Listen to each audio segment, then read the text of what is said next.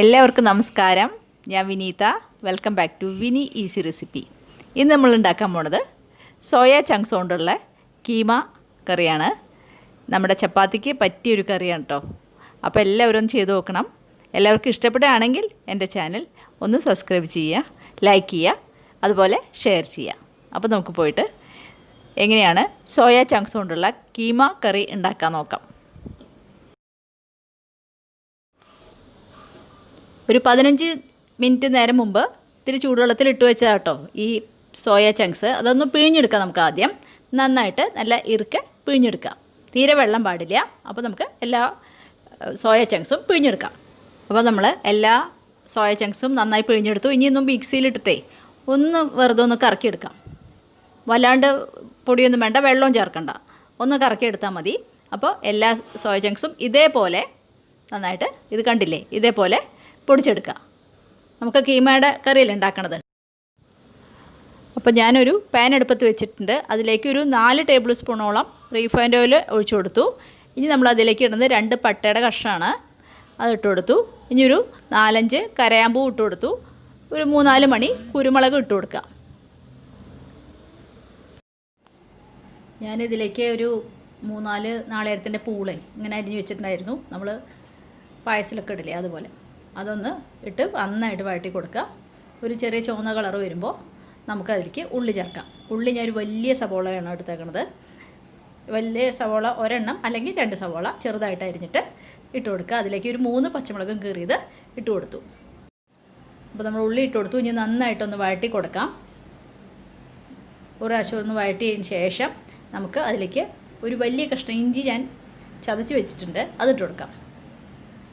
അപ്പോൾ ഇഞ്ചി ഇട്ട് കൊടുത്തു. ഇനി നമുക്ക് ഒരു 5-8 വെളുത്തുള്ളി ഞാൻ ഇതേപോലെ ചതച്ച് വെച്ചിട്ടുണ്ട്, അതും ഇട്ട് കൊടുത്തു. ഇനി നമുക്ക് നന്നായിട്ട് വഴറ്റി കൊടുക്കാം.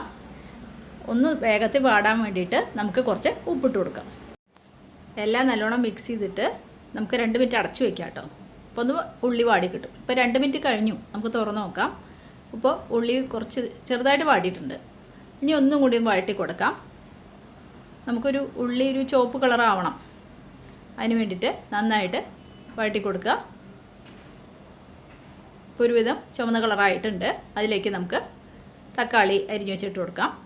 ഞാനിവിടെ 2 തക്കാളിയാണ് അരിഞ്ഞു വെച്ചിരുന്നത്, അതിട്ട് കൊടുക്കുക.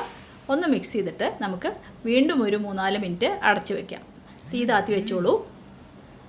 അപ്പോൾ 3-4 മിനിറ്റ് കഴിഞ്ഞു. ഇപ്പോൾ നമുക്ക് തുറന്ന് നോക്കാം.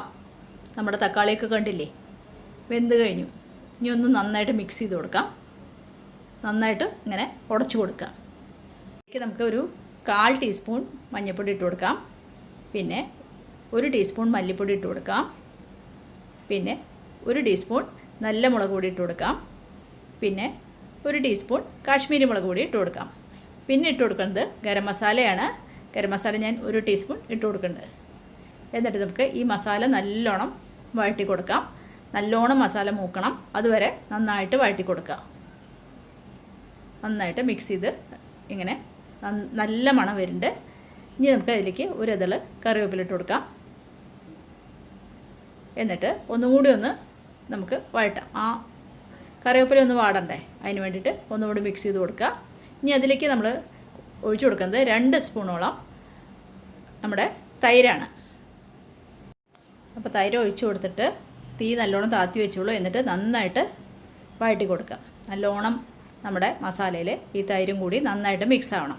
ഇനി നമുക്ക് അതിലേക്ക് നമ്മൾ പൊടിച്ച് വെച്ച് സോയ കീമ ഇട്ട് കൊടുക്കാം.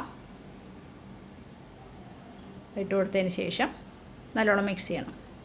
അപ്പോൾ നമ്മൾ കീമ ഇട്ട് കൊടുത്തു. ഇനി നന്നായിട്ട് മസാലയായിട്ട് ആദ്യം നന്നായിട്ട് മിക്സ് ചെയ്യുക. അടിയിൽ നല്ല എടുത്തിട്ടേ നല്ലോണം ചട്ടകം കൊണ്ട് സൈഡിൽ നിന്നും അടിയിൽ നിന്നൊക്കെ എടുത്ത് നന്നായിട്ട് മസാലയിൽ മിക്സ് ചെയ്യാം. നല്ലോണം ഒന്ന് ഇളക്കി നന്നായി മിക്സ് ചെയ്തതിന് ശേഷം നമുക്ക് കുറച്ച് വെള്ളം ഒഴിച്ചൊന്ന് വേവിക്കാം. എന്നാലും അതൊന്ന് മസാലയൊക്കെ അതിൽ പിടിക്കുള്ളൂ. ഒരുപാടൊന്നും വെള്ളം ഒഴിക്കേണ്ട, കുറച്ച് വെള്ളം ഒഴിച്ചാൽ മതി. ഇപ്പോൾ നല്ല മിക്സായി. ഇനി ഞാൻ ഇതിലേക്ക് ഒരു 1/2 ഗ്ലാസ് വെള്ളം ഒഴിക്കുള്ളൂ കേട്ടോ. ഞാൻ ഒരുപാട് വെള്ളമായിട്ടല്ല ഉണ്ടാക്കണത്. കൂടുതൽ വെള്ളമായിട്ട് ഉണ്ടാക്കുന്ന ആൾക്കാർക്ക് കുറച്ചുകൂടി ഒഴിക്കാം. അപ്പോൾ ഞാൻ ഒരു 1/2 ഗ്ലാസ് വെള്ളം ഒഴിച്ചു കൊടുത്തു. ഇനി നന്നായിട്ട് മിക്സ് ചെയ്യുക. നന്നായിട്ട് മിക്സ് ചെയ്തതിന് ശേഷം നമുക്ക് കുറച്ച് നേരം അടച്ചു വയ്ക്കാം. ഇനി മസാലയൊക്കെ ഒന്ന് പിടിച്ച് നല്ല പാകമാവട്ടെ കറി. അപ്പോൾ ഞാൻ അങ്ങനെ ഒരു 5 തൊട്ട് 7 മിനിറ്റോളം അടച്ചു വയ്ക്കുക. ഇടയ്ക്കിടയ്ക്ക് ഇളക്കി കൊടുക്കുക. വെള്ളത്തോടെ കറി വേണമെന്നുള്ളവർക്ക് അപ്പോൾ കുറച്ച് കൂടുതൽ 3/4 ഗ്ലാസോളം വെള്ളം ഒഴിച്ചോളൂ. ഇപ്പോൾ ഞാൻ കുറച്ച് അത്ര ഇതായിട്ടല്ല ഉണ്ടാക്കുന്നത്. അപ്പോൾ കണ്ടില്ലേ, ഞാൻ ഇതുപോലെയാണ് ഉണ്ടാക്കുന്നത്. കുറച്ചൊരു ഡ്രൈ ആയിട്ടാണ് ഉണ്ടാക്കുന്നത്. അപ്പോൾ നമ്മുടെ സോയ ചങ്ക്സിൻ്റെ കീമ കറി തയ്യാറായി. ഇനി നമുക്കത് ഒരു സെർവിങ് ബോളിലേക്ക് മാറ്റാം. അപ്പോൾ നമ്മുടെ വെജ് കീമ കറി തയ്യാറായിട്ടോ. അപ്പോൾ എല്ലാവരും ചെയ്ത് നോക്കണം. നല്ല ടേസ്റ്റാണ്. നമ്മുടെ ചപ്പാത്തിക്ക് കഴിക്കാൻ ഉണ്ടാക്കാൻ വലിയ ബുദ്ധിമുട്ടൊന്നുമില്ല, നല്ല ഈസിയാണ്. പിന്നെ എൻ്റെ ചാനൽ ആദ്യമായിട്ടാണ് കാണണമെങ്കിൽ ഒന്ന് സബ്സ്ക്രൈബ് ചെയ്യുക. എല്ലാവരും ലൈക്ക് ചെയ്യണം, കമൻറ്റ് ചെയ്യണം. അപ്പോൾ ഒരു പുതിയ ഡിഷായിട്ട് നമുക്ക് അടുത്ത ദിവസം കാണാം. Thank you.